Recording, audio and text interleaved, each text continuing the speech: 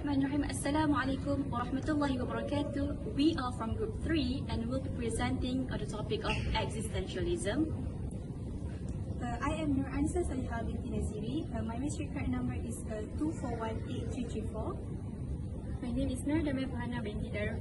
My matric card number 2412552. My name is Madiha Sofea binti SUHAIMI. My matric number 2418466. My name is ELISA LYIANA binti MOHAMED. My matric number is 233200. And my name is YASMIEN HANIS binti RIDWAN, and my matric number is 2419746. Inshallah, the topic of existentialism will be further explained in detail in next segment of this video. Hi, welcome back to the next segment, and we'll jump right into the introduction of existentialism. So what is existentialism? So existentialism is a fascinating philosophy that focuses on individual freedom and the search for meaning, basically.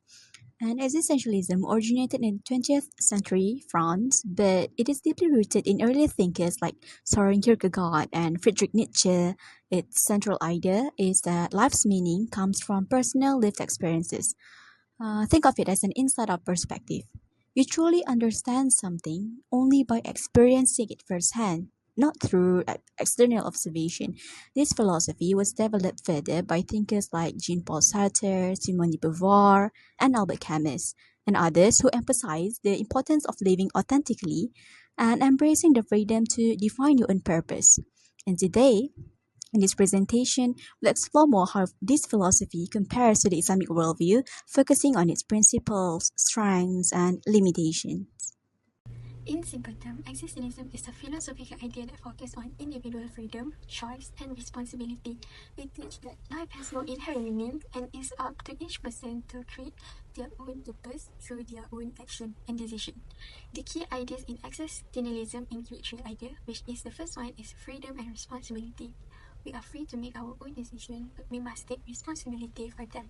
The second one is existence precedes essence. We are not born with a predetermined purpose. Instead, we create our meaning through our action. The third one is anxiety and absurdity. Life can feel meaningless and absurd, which can cause anxiety. But this realization can also lead to a more authentic way of living. Famous existentialist thinkers like Søren Kierkegaard, Friedrich Nietzsche, and also Martin Heidegger each contributed to each idea. The first one is Søren Kierkegaard, who was a Danish philosopher and lived from 1813 to 1855. Kierkegaard emphasized faith and individual choice. The reason he developed the ideology of existentialism is because personal struggle and religious upbringing, as he was influenced by his father's strong faith and emotional conflict. The second one is Friedrich Nietzsche. He was a German philosopher, poet known for his provocative idea on morality, religion, individualism, and the nature of existence. He lived from 1844 to 1900. Nietzsche challenged traditional morality as he believed and argued that traditional Christian morality suppressed human potential and encouraged weakness. The phrase "death of God" does not literally refer to the existence of God. Nietzsche was not claiming that God had died in a literal sense. The last one is Martin Heidegger. He was born in 1889 until 1976. Heidegger is primarily recognized for his contribution on existentialism, phenomenology, and his investigation into the essence of being seen. However, he did not see himself as part of existentialist movement and did not introduce existentialism as a formal ideology. The change from theological study to philosophy is one of the reasons that led him to explore more about the existentialism, and he explored how we understand our own existence. In a nutshell, existentialism encourages us to accept life uncertainties, make our own meaning, and live authentically in a world without preset answer. Yasmian Hanis binti Muhammad Ridwan, and my matric number is 2419746. Okay, so I would like to present about the core principle and the characteristics of existentialism. Okay, so first we have the core principle of existentialism, which is existence precedes essence. So this principle established by Jean-Paul Sartre, which contrasts with the traditional religious belief. While many religions suggest that humans are created by God with a predefined essence or purpose, Sartre argues that there is no inherent meaning to human existence. For him, humans are born without a predetermined essence, and it is through our actions and choices that we define who we are. Sartre famously stated, "Man is nothing else but what he makes of himself," so that passage highlights the idea that the individuals are free to create their own identity. So next principle is the freedom and responsibility. Existentialists believe that radical freedom is to make our own choices. However, with this freedom comes with the burden of responsibility. We need to accept the consequences, the shortcomings of our action, of our choices. This responsibility is not always easy to bear, especially when our choices lead to challenges or hardship. This is where existentialism invites us to embrace freedom, not as a burden, but as an opportunity to shape our own destination, our own future. So, personal freedom and responsibility lead us to the concept of essential anxiety or Ungs, a term that reflects the burden individuals might feel when defining themselves in the world without any predetermined essence. According to Sartre, we might experience anxiety as we confront the realization that we are fully responsible for creating meaning in our lives. So this overwhelming, this precious sense of responsibility can make us feel lost or uncertain about our choices. But it's a natural part of human experience, and it's a natural part of the existentialism. Okay, so next characteristics is about the absurd. This characteristics was introduced by the Albert Camus, which arises from the conflict between humanity's search for meaning and the lack of inherent purpose in life. According to Albert Camus, it states that life has no meaning, but humans continuously seek it. That's why it derived the word the absurd from that act. Okay, so in his book, The Myth of Sisyphus, he suggested that, like Sisyphus, we can find meaning in our struggle, in our act through personal effort and perspective, even in this meaningless life.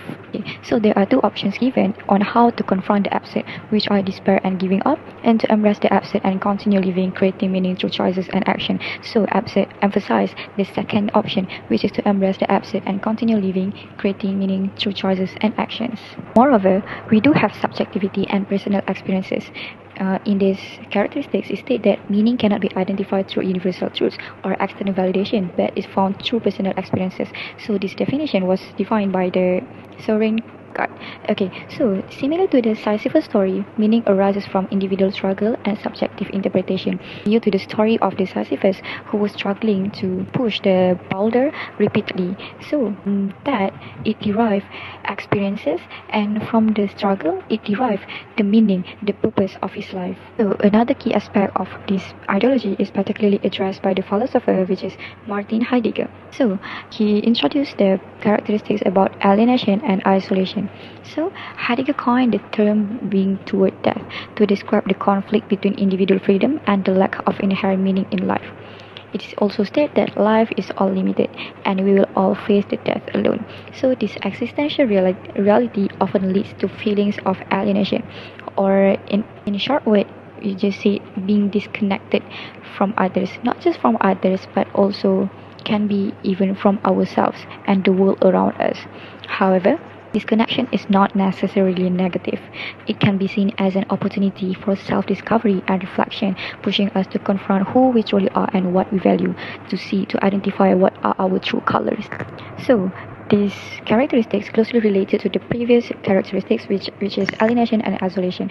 So, this characteristics is about the authenticity. Authenticity can be seen that as an effect, as an opportunity that can be take from the feeling of disconnected by the world. Okay, so authenticity is about living as a true self with the rejection of societal norms, and it's all about the personal values, personal interests, true desires and passions. So as I mentioned, alienation and isolation often lead to authenticity, where individuals confront struggles and hardships to discover their true desires and passions. For example, when the individual uncomfortable with their current job and they started to think and they started to make their own choices and shift job to another job. So that is the example that I can give to relate between alienation and isolation and authenticity. And last but not least, it is about the rejection of traditional authority. Okay, so existentialism rejects traditional authority. This includes moving away or pass escape from inherited beliefs passed down through the generation to another generation, whether it is religious, societal or governmental. Existentialists argue that traditional authorities impose predetermined purposes or values on individuals, which limits their ability to live authentically, which is to explain their own choices. So Paul Sartre, for example, emphasized that individuals should reject these external sources of authority and take full responsibility for creating their own purpose in life in order to obtain their meaningful life. Existentialism as a philosophical and cultural movement has had a significant and enduring impact on individual societies and various cultural activities around the world. Its emphasis on personal freedom, responsibility, meaning, and the human condition has influenced not only the individual psychological development, but also social movements, literature, art, politics, and more. To begin with, one of the most significant impacts of existentialism on individuals is the notion of radical freedom. Existentialist thinkers like Jean-Paul Sartre argue that humans are condemned to be free, meaning that in the absence of a divine plan or objective moral order, individuals are responsible for defining their own values and choices. This can be both liberating and burdensome, as it places the full responsibility for one's life on the individuals. For instance, Sartre's concept of bad faith describes the way people deceive themselves into thinking they are controlled by external forces such as society, expectations, and other rather than recognizing their freedom to make choices. This insight can lead individuals to take more responsibility for their actions and to live more consciously and intentionally. Next, the impacts of existentialism on society are secularism and the decline of religious authority. As existentialism grew in influence, especially after the two world wars, it contributed to the rise of secularism and a decline in the dominance of religious authority in Western societies. Essentialist thinkers like Nietzsche, Sartre, and Camus question traditional religious beliefs and the idea of a divine or preordained meaning to life. This shift fostered a growing acceptance of atheism and agnosticism, as well as an emphasis on human-centered ethics and morality rather than divine command. Finally, these are some examples of how this ideology has manifested in different parts of the world. Existentialism has left a lasting mark on philosophical thought and intellectual culture globally. In universities and academic circles, it influenced various fields including psychology, literature, theology, and political theory. Existentialist ideas about freedom and alienation and meaning were central to the intellectual currents of existential psychology, humanism, and postmodernism. Okay, existentialism is a philosophy primarily concerned with the freedom of the individual, authenticity in life, and subjective or free experience. The main proponents like Kierkegaard, Nietzsche, and Heidegger believe that life has no meaning and that this meaning is created by the individual. The philosophy liberates humanity to create their own meaning in life independent on society or religious doctrines. Existentialism has influenced many of the modern way of thinking with regard to psychology, literature, and art. But there are also criticisms against existentialism, so the possible leading of its nihilisms or the belief that life has no meaning. Is a legitimate concern. There is also the danger of moral relatives, in which what is morally right or wrong is really a personal affair, and thus erodes moral stability. The denial of the conventional religious attitude may alienate those who consider religions integral to their existence. Now, the major differences are noticed when perceiving the leading ideas of existentialism against the Islamic worldview. While in Islam, the meaning of life is predetermined through submission to Allah, it cannot be self-made. But in more details, Islam believes in freedom within the framework of the will of God. But for existentialists, it is complete. Besides, Islam considers this as a passageway to life in the hereafter, while existentialism often regards this as a motivator to live authentically in the present. In a nutshell, existentialism is a doctrine that focuses on freedom and responsibility regarding human life and the meaning to be applied to it. Despite criticisms, its influence upon modern intellectual and artistic movement has been immense. From all that has been discussed, in conclusion, existentialism has significantly influenced modern thought. Its strengths lie in its focus on self-determination and authenticity, which have inspired fields like literature and psychology and many more. However, it's not without challenges. Denying inherent meaning in life can lead to nihilism or moral relativism, creating a sense of hopelessness or ethical uncertainty. In comparing this to Islamic worldview, the differences are very striking. Existentialism values personal freedom and sees death as a motivator for living authentically. Meanwhile, in Islam, it ties purpose to obedience to Allah and views death as a transition to eternal life, providing hope and accountability.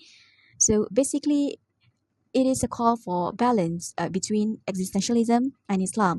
Too much freedom is not good, but freedom is indeed a need in life. The A to Z of isms, existentialism. There they are, the quintessential existentialists, lounging in a Parisian left bank cafe, discussing the meaninglessness of life. There is some truth behind every detail of this stereotype, but in its totality, it's a misleading caricature. It owes much to Jean-Paul Sartre and Albert Camus, both philosophers, writers, and famous public intellectuals in France from the Second World War until Sartre's death in 1980.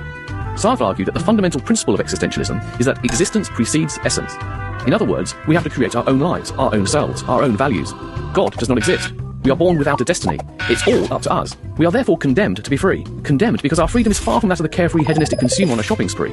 We have an absolute responsibility for ourselves, which can lead to despair and anguish, even questioning the point of living, a classic existential crisis. This existential angst has not gone away. It's the human condition, as real today as ever. Political freedom and material prosperity end the struggle for basic existence and survival, but only increase the struggle to find genuine meaning for our existence. Why are we here? How can we make a difference? How should we really live? Sartre took our freedom as given, but his partner and fellow philosopher Simone de Beauvoir pointed out that it's not always that simple. In her seminal book The Second Sex, she argued that society and political structures often conspire to hold women back. Camus argued that yes, we are free, but the world itself is absurd. He retold the classical myth of Sisyphus, condemned forever to push a rock up a hill, only to see it roll back down, for him to start all over again. Like Sisyphus, our task is to accept our own absurd lives cheerfully. Wonderful though life can be, it has no ultimate purpose, and we all end as dust. However, not all existentialists believe we live in a godless, senseless universe. The father of existentialism, the 19th century Dane Soren Kierkegaard, believed in the Christian God, but argued reason and evidence can never prove that he exists. We have to take a non-rational leap of faith. At its heart then, existentialism is not really all about meaninglessness. It's about the responsibility we all have to make the right choices in life, both for ourselves and for others. A heavy responsibility indeed, and just as important now as in post-war Paris.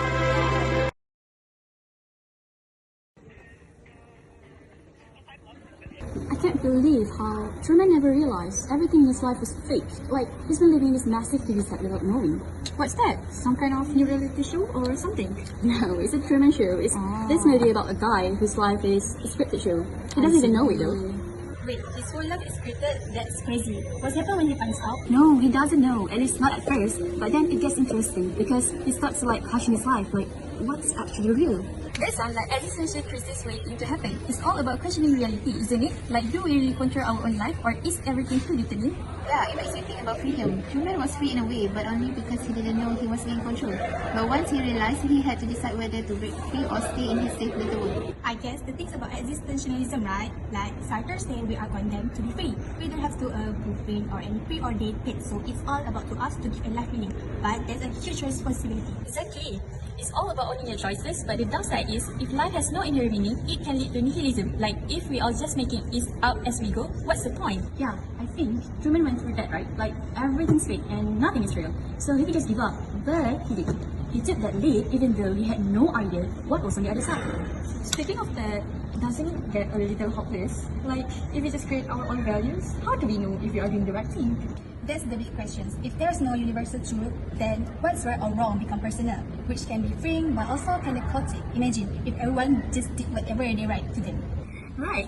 And this brings us to another thing. Existentialism doesn't really give a lot of room, but forces creativity or divine purpose. Like, if there's no inherent meaning in life, then is there a vital power guiding us? Yeah, like in the Truman Show, Truman eventually faces the idea that there's a creator of his world, someone who set everything up. But in existentialism, it's like there's no divine director. You are on your own. I get what you're saying, but I think existentialism is more about making your life meaningful beside that. Like the idea of authenticity, living true to yourself, not to what others want or expect. Totally, it's about rejecting societal pressure and choosing your own path. But honestly, I'm not sure that will work for everyone. I mean, what about who needs some sense or structure of purpose, like religion? Yeah, that's where existentialism and religion clash, right? In Islam, for example, freedom is about submission to Allah's will. It gives us the purpose that comes from outside in the individual, so you are not just making everything up. Exactly. It's like in existentialism, you have to find meaning yourself. But in faith-based worldviews like Islam, you are given that meaning through submission. You know, your purpose isn't just something you create, but it's part of something bigger. That's true. But still, I think Truman's story highlights how we all face a choice. We can either accept that life is been given or question it. That's the thing about freedom though. It's not always easy and not everyone is ready for it. Sometimes, people would rather just stay in their comfortable bubble than face the chaos of freedom. So, in the end, we are all trying to figure out what makes life meaningful, whether through self-determination or faith. Pretty deep for a movie about a guy in a reality show. So basically, I think, from my favorite Truman show, we can learn that existentialism gives people freedom. But then again, it contrasts with the Islam teaching, because we know that human intellect is impossible to be given too much freedom. Freedom is okay and important, but too much freedom is not.